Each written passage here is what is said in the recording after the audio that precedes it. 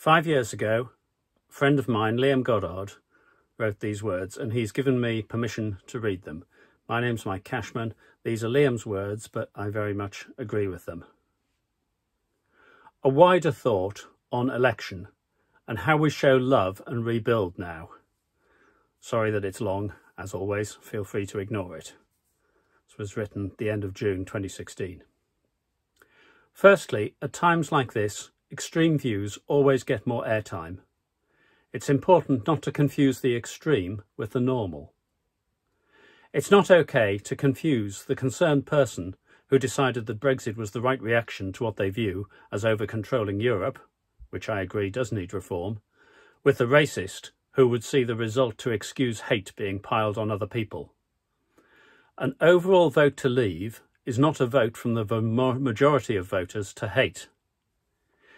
It's not okay to confuse awesome people from all around the world with benefit scroungers or scum because of irresponsible newspaper headlines. I am incredibly honoured that people around the world have welcomed me so freely into their culture, and I believe that the UK should always be a place where we can return that hospitality. We have not changed as a society overnight. The general population still loves our friends from around the world who have come to share our island with us. You are welcome. I'm sorry, as a British person, for not making the sound of love louder than the sound of hate. You are really, really welcome. It's also not okay to ignore the underlying dissatisfaction that was so eloquently spoken to by the Leave campaign. The feeling of a group of people forgotten by the establishment needs to be listened to. Look at where Leave was strongest, and it is not clearly linked to places that would benefit from leaving the EU. A poor area of Wales, the net recipient of millions of pounds of European subsidy, voted strongly against. Cornwall is in the same position and voted to leave. Whatever else we feel, it's not okay to write concerned people off as stupid or xenophobic.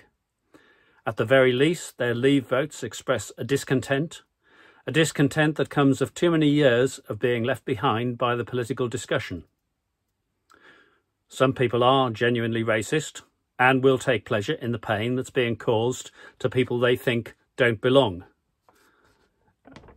It is up to the rest of us to avoid linking those people with the disposed. We need to create the environment where love and opportunity speaks louder, where we're not leaving people behind, where a vote against the Bullingdon Club, ironically Boris, is not a vote against integration. I don't really mind how you voted. If you're reading this, then you're someone who I actively chose as my friend. At their core, all my friends tend to share a common trait. They're all well-intended people. Whether or not I agree with the decisions made, I know that they generally come from a place of well-meaning with a desire to improve the future. Right now, the future is very uncertain. Let's take the moment of change and recreate a Great Britain, and while we do it, let's remind our EU, other foreign-born friends of whichever religion living here with us, that they are part of that United Kingdom. We need to rebuild a country that's good for everyone and where we don't have an underclass ignored and left behind. We can't pretend they aren't here. They need love too. As a friend of mine said to me today, let's love louder.